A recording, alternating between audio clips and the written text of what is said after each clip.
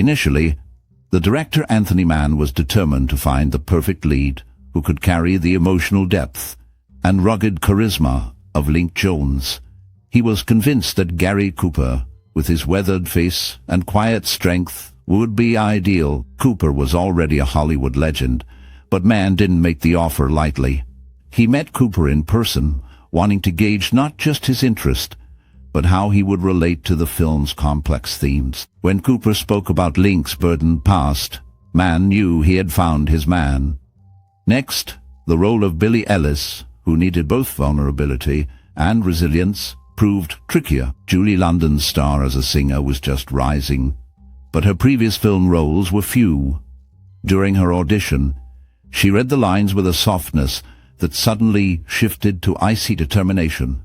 Something Mann felt was exactly right. There went formal chemistry tests, but London and Cooper shared several meetings with the director, who observed them chatting quietly between takes and reading lines. These moments off-script convinced him their connection would come through on screen.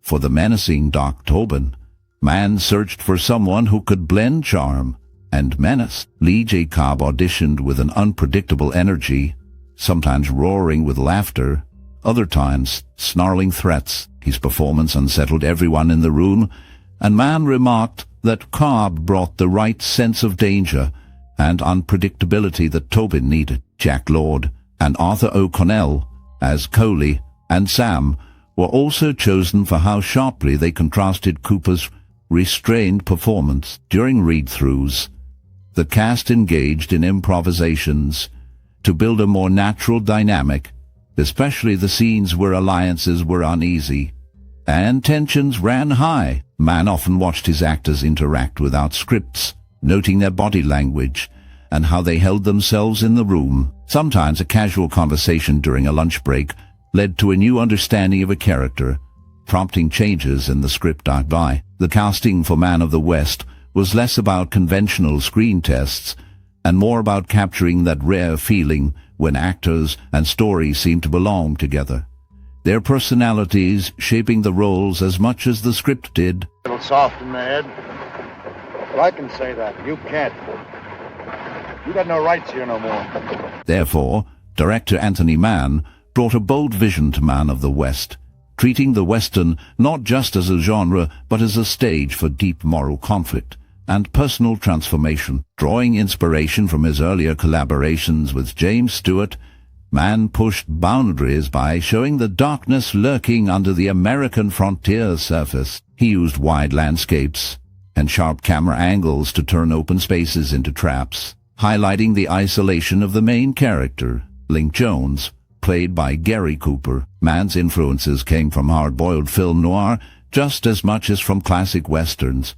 He liked using harsh lighting, gritty close-ups, and silences, so the tension built slowly. On set, Mann was known for working side by side with his cast, talking through each scene to shape authentic performances. Crew members mentioned how he would walk the grounds before every take, looking for natural details to include, challenging his team to capture the hot, dusty feeling of being far from civilization. He pushed Cooper to dig deep into emotion, sometimes shooting multiple takes as the actor's calm surface began to crack, revealing inner turmoil. Mann also made room for improvisation, allowing actors like Lee J. Cobb to explore their roles, creating more dangerous and unpredictable villains. This collaboration gave the story a raw, lived-in feeling, making the clash between past and future feel more honest. The music and sound design were used sparingly, giving every noise more weight, while the costumes and settings were kept gritty and real rather than polished. Ultimately, Mann's vision emphasized how hard it is for people to escape their past, and the way violence lingers, shaping everyone it touches. His head, 11,000. Right from the start, Man of the West stands out as a classic Western movie from 1958 that blends action, drama, and suspense. Gary Cooper plays Link Jones, a man trying to leave his wild past behind but forced to face it when he runs into his old gang. The film grabs your attention with its tense storytelling and strong characters, making it different from many other westerns of its time. There are funny, shocking, and sad facts about this movie that you might not expect. So keep watching this video to find out more. Thinking about how this film can impact someone personally, it's easy to see how Link's struggle for redemption and a better life can inspire viewers to reflect on their own experiences and choices. Maybe you saw this movie years ago, and it made you rethink an old friendship or a big decision in your life.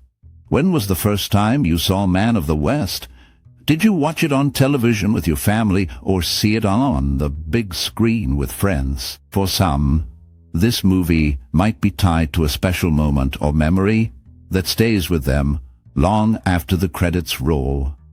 Now, we'd love to know about your own cherished memories or personal experiences linked to this movie.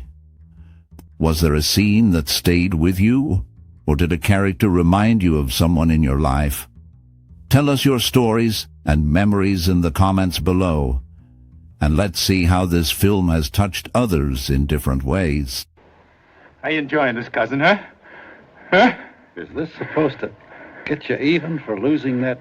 Behind the dusty trails and tough characters of Man of the West, the crew faced intense challenges to create a believable world set in the wild parts of Texas. First, the filmmakers took the cast and equipment out to the Alabama hills near Lone Pine, California, an area famous for its rugged rocks and open landscape. These hills stood in for the vast and often dangerous frontier. The backdrop wasn't just for show.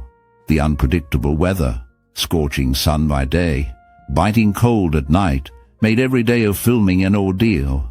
However, these conditions also gave the film its strikingly real feel. Back in Hollywood, they built detailed western town sets at Universal Studios. Skilled hands painted weathered wood and scattered debris, making the buildings look old and full of stories. Many scenes combined real outdoor shots with careful work inside the studio, and clever editing kept viewers from noticing the differences. Trains and old wagons used in the film caused big headaches, as some were real and hard to handle, and others were just parts of props. When actors shared small spaces inside set pieces, special cameras with wide lenses captured the tight tension between characters, a technique rarely used in westerns at the time. For gunfights and physical scenes, director Anthony Mann used fast editing paired with new synchronized sound equipment, making every punch shot and horse gallop feel even more intense. Cameras were lugged up steep hills and moved along rails for long tracking shots, which was tough work before portable gear became common in the industry. Even simple actions like crossing a river turned into complicated stunts, with hidden platforms and safety ropes out of view, all to keep the action looking dangerous but staying safe.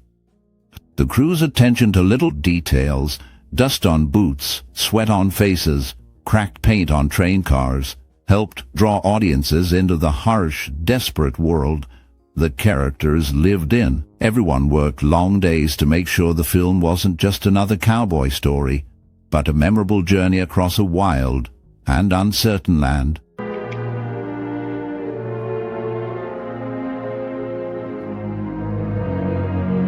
Despite being released in 1958, Man of the West continues to inspire discussion because of its stark, adult approach to the Western genre. Directed by Anthony Mann and starring Gary Cooper as Link Jones, the film tells the story of a reformed outlaw forced to confront both his criminal past and some truly menacing figures from it. The setting, a desolate train ambush followed by a trek through untamed landscapes to a remote ranch, creates an atmosphere that is at once unforgiving and reflective, strengthening the film's sense of real danger and moral tension. Some viewers praise its attempt to lure audiences away from the adult television westerns of its era by raising the intensity and cinematic spectacle far above what TV could provide at the time, taking advantage of widescreen color, outdoor locations, and a more mature storyline.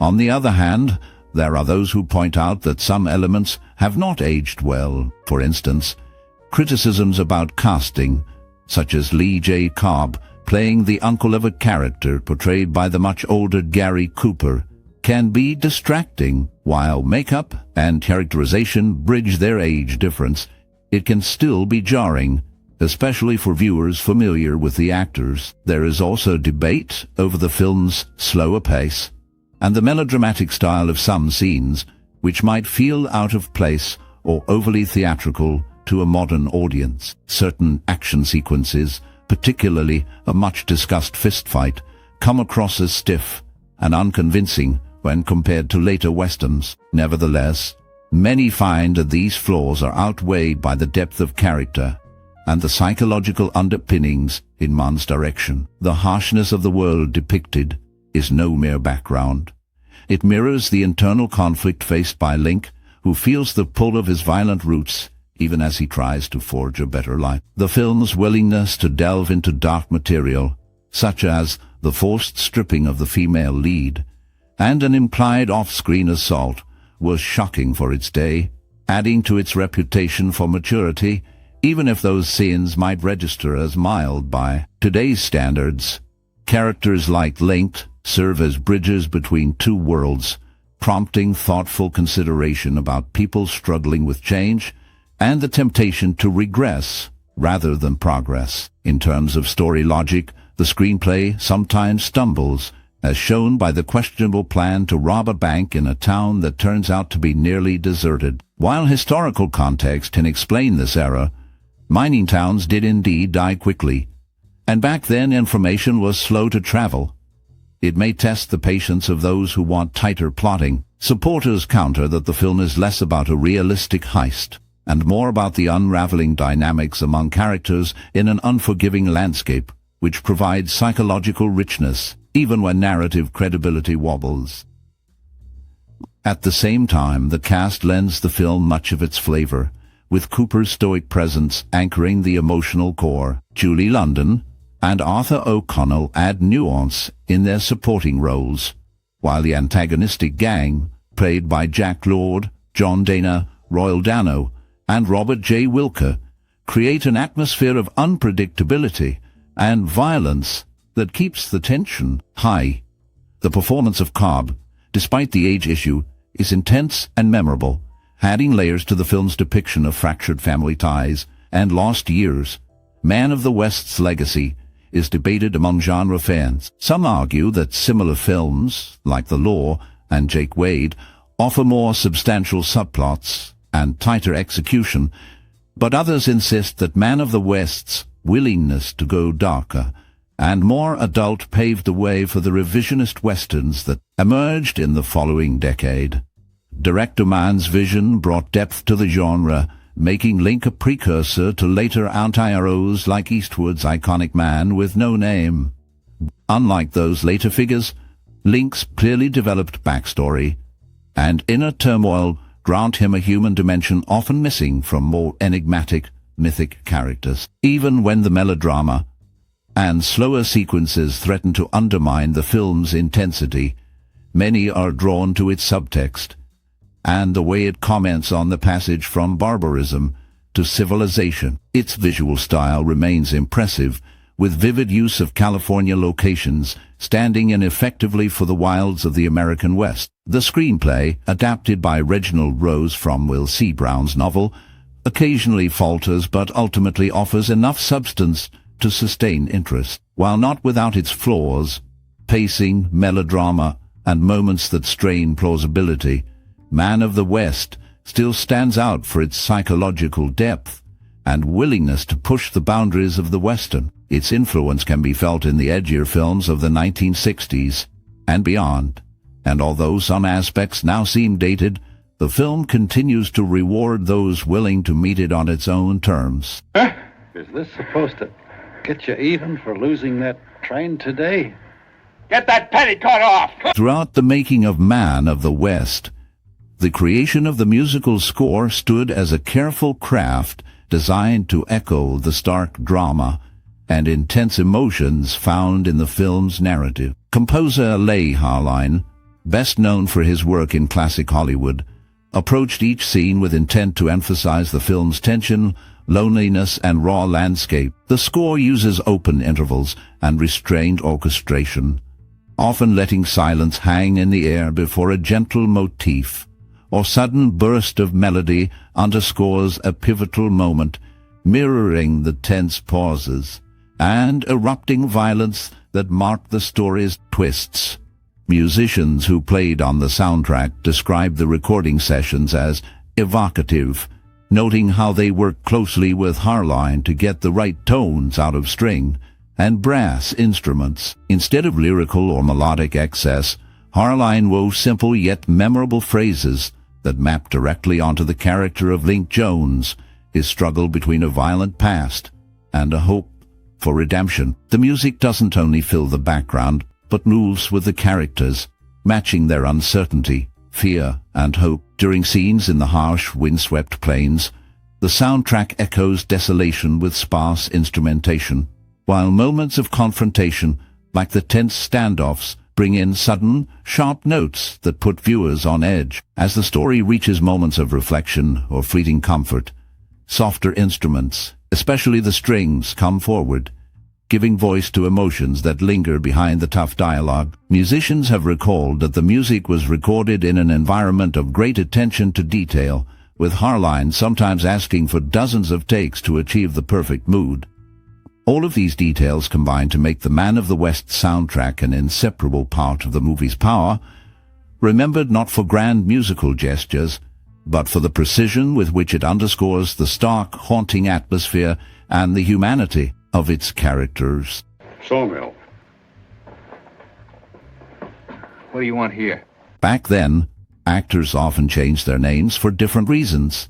Jack Lord, for example, first tried to use the name Jack Ryan because he wanted something short and memorable. Realizing that another actor had already claimed that name with Actors Equity, he settled on the name Jack Lord instead. Meanwhile, Gary Cooper shared the screen with Walter Brennan 8 times in different films over many years, including well-known titles like The Westerner, Meet John Doe, and Sergeant York. Their frequent collaborations made them a familiar pair in American cinema. Gary Cooper's background was shaped by his father, who immigrated from England to Montana, built a successful career as a lawyer and rancher, and eventually served as a judge on the Montana Supreme Court. This influence and support from his family helped Cooper navigate Hollywood and become a leading actor. Many of the Western films during this era reflect these real-life connections and personal histories among the cast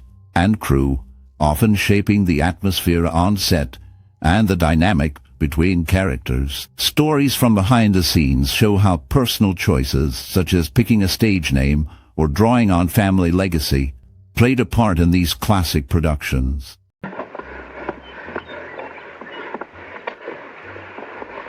The intense confrontation between Link Jones and his gang near the cabin serves as a cornerstone of the movie, showcasing Delmer Dave's precise direction that balances suspense and character tension. James Stewart's brooding performance captures the inner conflict of a man haunted by his past, and the tight, shadow-filled framing by Charles Lawton Jr.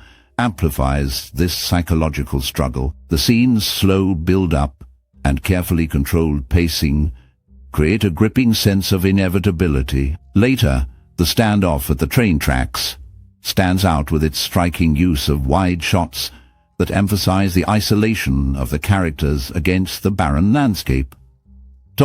This openness contrasts with the close, claustrophobic shots inside the cabin, reinforcing the theme of freedom versus confinement. Director Daves explained that he intended the harsh Wyoming setting to be as much a character as the actors themselves. Stewart commented on how this environment shaped his performance, forcing a restrained, simmering intensity. These moments deeply immerse the audience in the raw emotions of loneliness, regret, and desperation that define the film's moral complexity. Viewer reaction often highlights the haunting silence that punctuates key scenes, a deliberate choice to draw attention to unspoken fears and doubts. The iconic final handshake between Link and the villain symbolically marks the protagonist's acceptance of his shadowed identity, combining a subtle but powerful emotional resolution with striking visual stillness. Through the collaborative efforts of cast and crew, these scenes have left a lasting impression for their blend of visual storytelling and layered human drama. He got his juices flowing now! Look at him!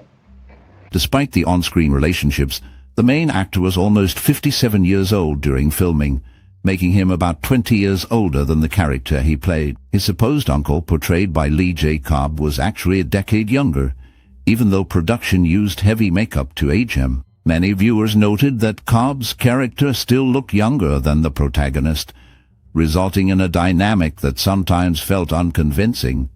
There is also a difference in the ages of the main actor and John Dehner, who played his friend on screen. The two characters talk about growing up together, but Dehner was actually 14 years younger in real life. The gap between the actors' actual ages and their characters' supposed histories sometimes created a sense of unreality in the story's background. The main actor, known beyond this project as an excellent shot with both rifle and shotgun, brought a level of authenticity to the film's action scenes. His personal experience as a hunter who tracked both birds and big game gave him confidence and realism during the shooting sequences.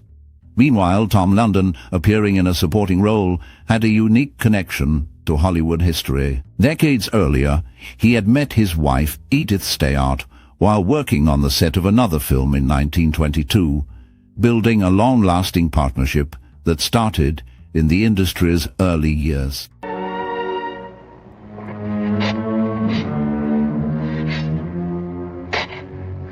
Meanwhile, Men of the West shaped conversations about what it meant to be good or bad in a changing America. In the late 1950s, many movies still showed the West as a place of simple heroes and villains, but this film made people think harder about right and wrong. Its main character, played by Gary Cooper, faces his dark past and tries to live better, showing that people can change.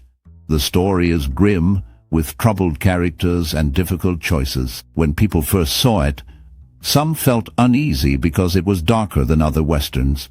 Over time, viewers and critics began to see it as a movie that asked serious questions about violence, forgiveness, and the cost of a violent life. The way it showed cruelty, especially toward women, made people think about how Westerns showed both heroism and harshness. Man of the West did not become very popular right away, but as years passed, it influenced later movies, directors and writers who wanted to make Westerns with more complicated people and problems. The look of the film and the empty landscape spoke to loneliness and the feeling that the West was not just a place, but an idea about freedom and regret. The movie also helped start conversations about the end of an era, showing a hero who feels out of place as the Old West disappears. Many later films picked up on these themes, using troubled heroes who cannot fit into a changing world. Even though some at the time saw it as too rough, today people study Man of the West as a turning point for Westerns and for American stories about who we are and who we want to be. The film's impact slowly grew, showing up in later movies, books, and even art that explores what it means to have a past that haunts you and whether it is possible to escape it. For older adults who remember simple Westerns, this movie stands out as a reminder that even familiar stories can suddenly ask new and deeper questions.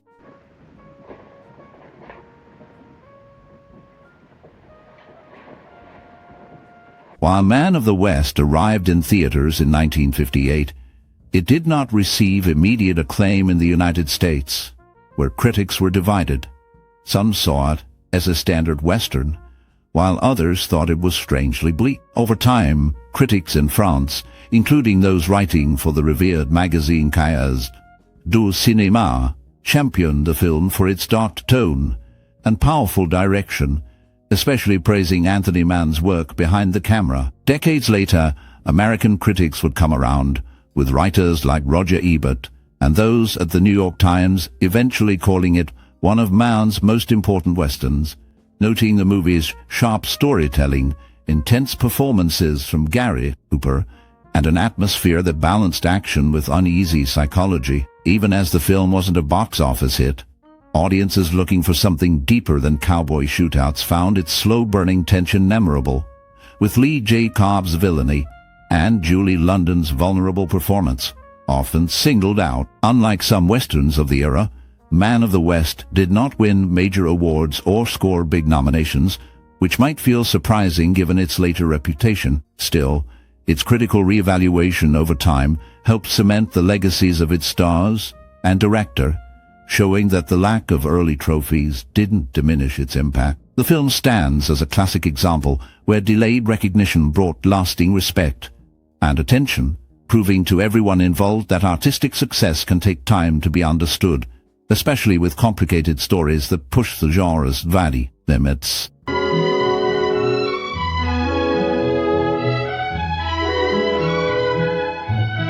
While filming Man of the West in the wild country outside Los Angeles, Gary Cooper surprised the whole crew with his toughness. Even at the age of 56, he was already fighting illness, but never let it show, insisting on doing many of his own stunts. In one memorable scene, Cooper fought Jack Lord in a gritty fistfight that left both men bruised and dirty. After several takes in the dust and heat, Cooper brushed himself off with a grin and joked that he'd had tougher brawls back at home. Meanwhile, director Anthony Mann kept the tempo high, insisting on realism in the gunfights and arguments, which sometimes led to actual tension on set. Julie London, not yet known for her later music career, quietly practiced her songs between takes, often sitting on an empty chuck wagon, and filling the desert air with her voice, lifting the spirits of tired cast members. There was a particular morning when the infamous sandstorm almost shut down production for a week, but the crew built makeshift shelters and played cards until they could resume filming. The train sequences posed their own challenges. The worn-out train car was so rickety that every time Cooper jumped aboard, the whole crew held their breath, convinced the ancient wood would give way. Even so, his determined calm set the tone, and nobody slacked off when Cooper was watching. Lloyd Bridges, always the prankster, lightened the mood one evening by swapping out prop food for real beans and bacon, leading to a round of laughter during a tough night shoot. The team worked long, hard days under the hot California sun, but there was a genuine sense of camaraderie, every setback quietly overcome with grit and dry humor, making the harsh landscape feel just a bit more friendly than it was. After you leave the bank, kill him. Later critics looked back and saw Man of the West as a movie that quietly changed the way Western films were made. Although it was not a huge hit when it first came out, many filmmakers and film scholars began to see its deeper meaning over time. The movie took a common story about an outlaw trying to leave his past behind and turned it into something more serious and thoughtful. Its main character, Link Jones, is not a hero in the usual sense. He is a man facing the weight of his own history, trying to find peace but being pulled back into violence against his will. Through the stark landscapes, harsh emotions, and raw violence, the film laid out themes of regret, lost innocence, and the struggle to change oneself, which became more common in later westerns. Its influence can be seen in movies like The Wild Bunch and Unforgiven, where the line between good and bad is not so clear, and in the way filmmakers began to explore flawed characters who could never really run from their past. The director's style, with careful shots and long, quiet moments, also inspired a new way of using silence and stillness in storytelling.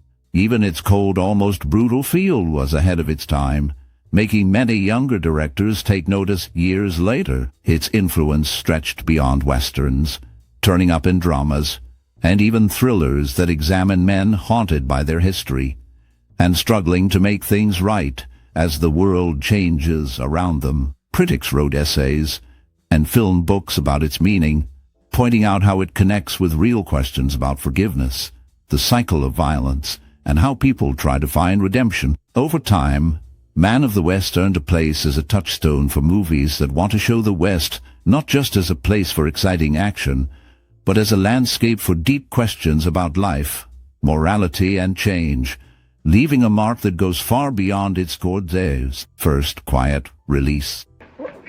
Got a hole in his back. Going to die.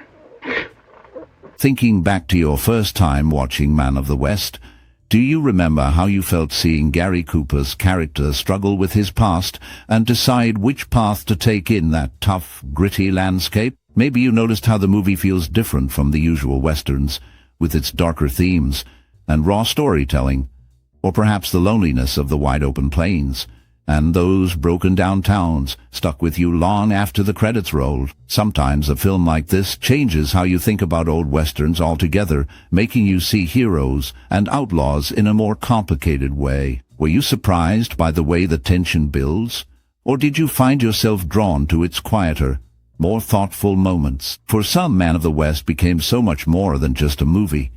It was a piece of history that showed how American cinema could mature and take bigger risks. Maybe you discussed it with friends, or maybe you've compared it to other films to see how directors like Anthony Mann influenced what came after. Share what you felt, how those characters lingered in your mind, or what scenes made the most impact on you. If this movie changed the way you saw westerns or movies in general, tell us your story, your memory, your view, and help others discover this remarkable film for themselves. If you enjoy exploring classic movies and the stories behind them, like and subscribe so we can keep the conversation going and uncover more about how movies shape our lives.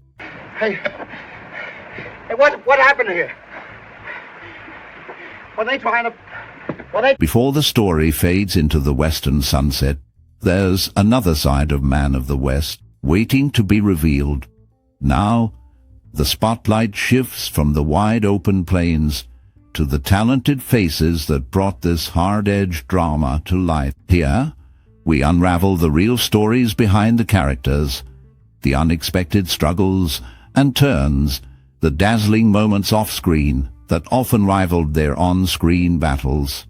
Did the lead actors find new fame or quietly step away from Hollywood's glare? Which friendships lasted, and whose journey took a path as unpredictable as the film itself, from sudden career changes to shocking encounters with fame? This bonus segment explores not just where they ended up, but how the making of this movie shaped the years that followed.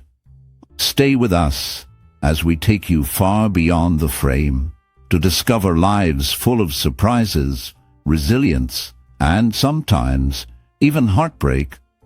It's time to turn up the curtain on the hidden stories behind the faces you remember.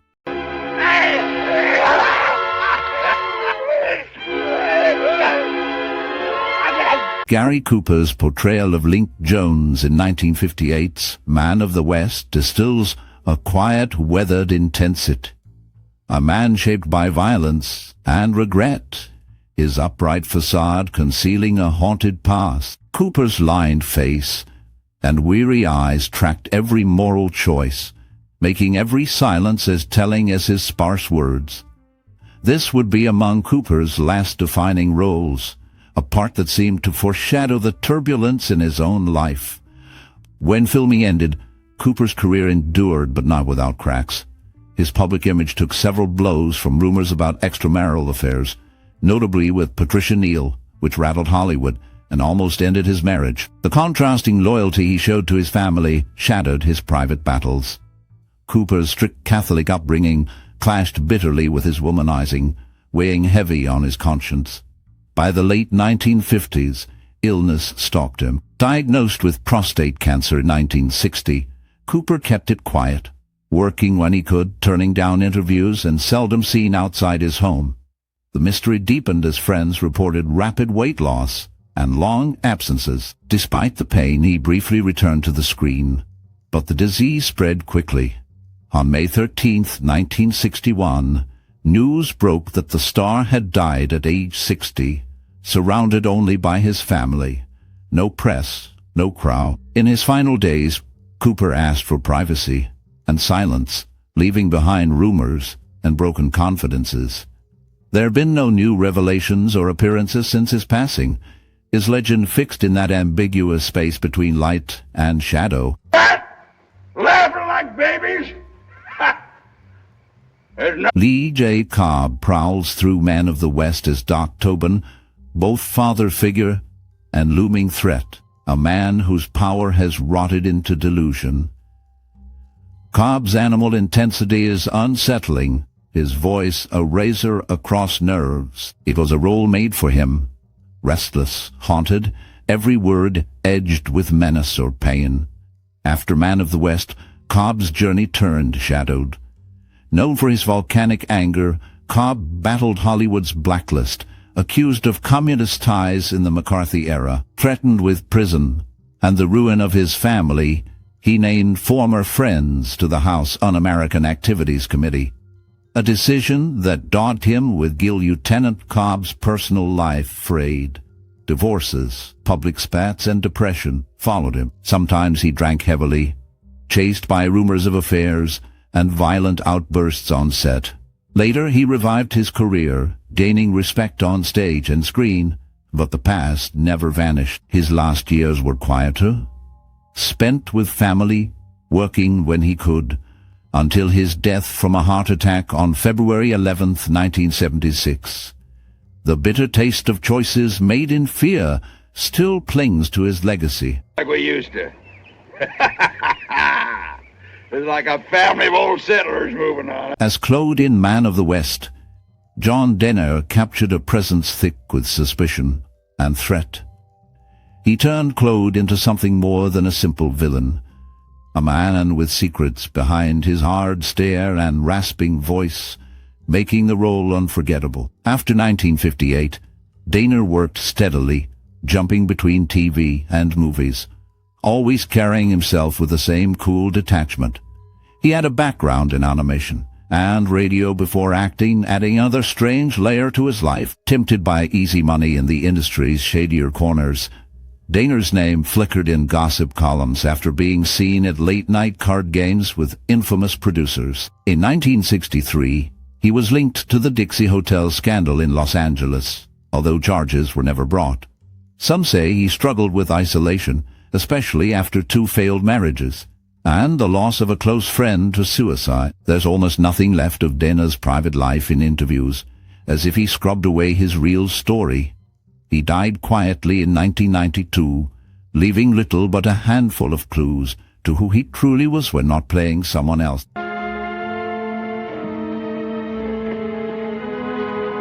Tom London's role as Tom in the 1958 film Man of the West was brief, yet emblematic of his later career, a face worn by age and hard truths, a presence as much haunted as haunting. His character showed loyalty marked with resignation, eyes knowing more than they said, a man battered by the world around him. Off-screen, London's life was marked by tireless work in the shadows of Hollywood, his name seldom top-billed but always present, a staple of silent films who adapted with the times even as he was never fully embraced. After Man of the West, London continued to work in smaller westerns and television, his fame fading. The most infamous cloud in his later years was a late 1950s tax evasion scandal when his finances were examined, and some of Hollywood's darker currents swirled around him. Rumors also followed him about bitter disputes with studios over unpaid wages and broken promises, leading to legal battles rarely settled in his favor. London lived privately, his once bustling social life gone quiet after a messy divorce and estrangement from his only son. In his final years, he was seen less and less around Los Angeles, his health failing. The last reliable report placed him living alone in a modest apartment on the West Side, his phone disconnected, and neighbors remembering only a silent man by his window, watching the city he had known slip further out of reach. If I was you, I'd watch out who I was talking to. Royal Dano's turn as Trout in the 1958 film Man of the West is unsettling, a performance shaped by his gaunt features and haunting eyes. His Trout is a strange figure, gaunt and tortured, moving with the nervous energy of someone hunted by his own lieutenant after this role. Dano's life spun along dark and uneven tracks. He kept mostly to supporting characters, always with a sense of quiet menace in films like Johnny Guitar and The Red Badge of Courage. Outwardly, Dano seemed reserved, but off the set, stories whispered through Hollywood's back rooms. His bar fights, his run-ins with directors, and a lingering alcoholism that shadowed the promise of his youth. In 1971, he vanished for weeks, reportedly retreating to rural Nevada after a breakdown, a detail mostly ignored in press but remembered by those who worked with him. Dano kept working, a fixture of westerns and television, but his personal life stayed turbulent. His marriage dissolved quietly, and he grew estranged from much of his family, seeking solitude in the California hills. By the 1990s, he was mostly forgotten, his appearances rare and marked by an almost spectral presence. The last significant sighting was at a screening in late 1993, gray and distant, before he faded entirely from the public eye. His death in 1994 brought scant headlines, a quiet end to a life etched with struggle and shadows. Anymore!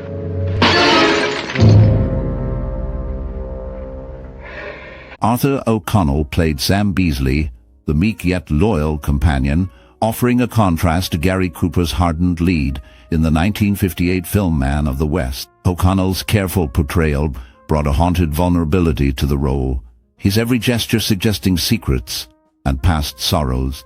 After filming, O'Connell's career pressed forward, yet the shadows in his life only deepened. He was no stranger to struggle. Earlier years saw him nearly crushed by poverty, surviving as a carnival barker and radio salesman before finding fame.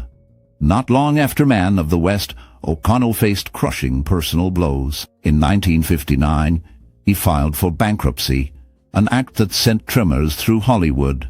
Health troubles stopped him, including a near-fatal bout of tuberculosis, while whispers of drinking haunted his reputation. He never quite escaped the image of a haunted man, both on screen and off. His later years were marked by solitary living and ongoing health problems. O'Connell died in 1981, aged 73, in Los Angeles, his final days veiled from the public.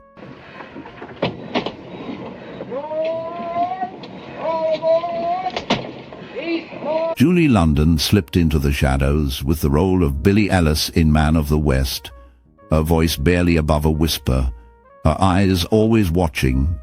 On screen, Billie was battered by life, but off-camera, Julie carried her own bruises. Already famous for her smoldering voice and cool presence, she was haunted by rumors of affairs during her marriage to Jack Webb, the creator of Dragnet. Their split sent tremors through Hollywood, especially when London quickly remarried Bobby Troup, despite whispers of substance abuse and explosive fights in their home.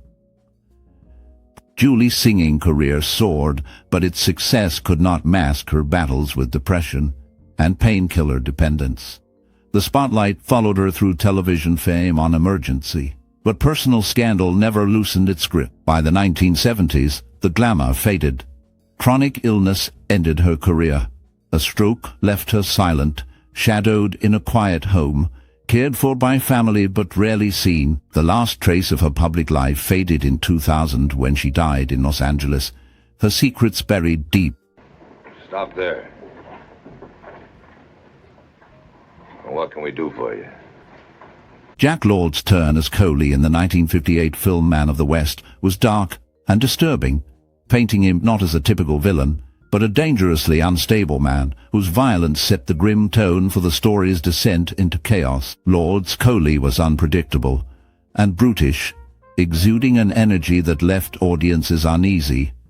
It was a role unlike anything Lord had played before, and it served as an early sign of the intensity he brought to his work. After the film, Lord fought for leading roles, but the Hollywood machine was often unforgiving. He endured a fierce legal battle with MGM over a cancelled contract, news of his combative nature spreading, and casting a shadow over potential opportunities. His personal life was marked by loneliness. His first marriage ended tragically with the death of his son, an event that haunted him. He later found love again, but the pain lingered beneath his strong exterior. Rumors of fights on set and clashes with directors followed him, feeding a reputation for volatility that colored his career. Even as his fame climbed with Hawaii Five-0, Lord eventually retreated from public life, shunning interviews and refusing retreated from public life, shunning interviews. Contact with old colleagues. Reports surfaced of him walking Waikiki's beaches at night, his world growing smaller as he battled Alzheimer's disease. The city, once charmed by his presence, learned only after his death in 1998 that he and his wife had left a secret fortune to Hawaiian charities, proof of a private man marked by darkness but capable of quiet generosity. You believe he wants to be back? I don't know what I believe, and I'm going to find out. Emory Parnell appears as Henry in the 1958 film Man of the West, cutting a quiet but forceful figure whose presence suggests years of hard labor and hidden regrets. Though not the loudest character, his watchful eyes track every move, the way only a man used to disappointment can. Off-screen, Parnell was no stranger to roles demanding emotional grit, consistently bringing weary authority to westerns and crime dramas in the 40s and 50s. Yet behind the scenes his world was more complex. Deep in the 1950s, Emory's marriage grew tense under the weight of constant travel and financial uncertainty, with rumors swirling about gambling debts he struggled to hide. Colleagues recall late nights at bars, his voice low, telling stories that never quite added up. In 1960, tragedy struck when a fire ravaged his longtime Los Angeles home, forcing him to relocate and shuffle between second-rate guest houses, the stability of his working years gone. By the late 60s, roles became scarce, and whispers of minor run-ins with law enforcement circulated, though nothing stuck to his name. The last known records place him in a small California coastal town. Rarely seen, his once robust public life dissolved into quiet obscurity. And you're the one they picked to chooser? I guess that's quite an honor. Now, don't say... That's right. Chuck Roberson appeared in Man of the West as the Rifleman-Guard on train, a small, watchful presence who hinted at a violent edge beneath the surface calm. Though his role was brief, it hung with a certain tension, matching Roberson's history on and off-screen. Before acting, he'd been a Texas cowboy and a deputy sheriff, skills he later used as a stuntman for John Wayne, pulling off dangerous, brutal scenes that left physical scars. Roberson fought hard for recognition, but rarely escaped the shadow of bigger stars, remaining a silent partner in Hollywood danger. After the film, his private life turned darker. He dealt with alcoholism, multiple rocky marriages, and the quiet pain of never breaking through into leading roles. Rumors spread of on-set fights, and a stubbornness that led to blacklisting from several studios. Yet he kept working steadily in westerns, drawn back to the saddle amid rumors of debts and unspoken feuds. In his final years, Roberson withdrew from industry circles, living mostly alone. The last clear sightings put him back in Texas, content to ride the quiet trails, his legacy unspoken except among those who remember the old stunts and silent threats. Like it comes with the introduction. That brings us to the end of our journey with Man of the West and its unforgettable cast. We saw how Gary Cooper, already battling serious health issues during filming, gave one of his last great performances before his passing just 3 years later. Julie London, who brought such depth to Billie Ellis, walked away from film in the 60s to focus on her successful music career, while Jack Claude later gained fame on Hawaii Five-0, a far cry from his menacing role as Coaley. These stories remind us how quickly life and careers can change with just a single role or difficult moment, like Cooper's struggled to keep working through pain or London's choice to reinvent herself after Hollywood. Did you see this movie as a kid when westerns ruled the TV screen? Maybe you watched it with family or snuck a late-night viewing. We'd love to hear your memories and how Man of the West touched your life. So please share your stories in the comments. Is a singer with what you might call an operatic voice. A lady of real culture, but the amazing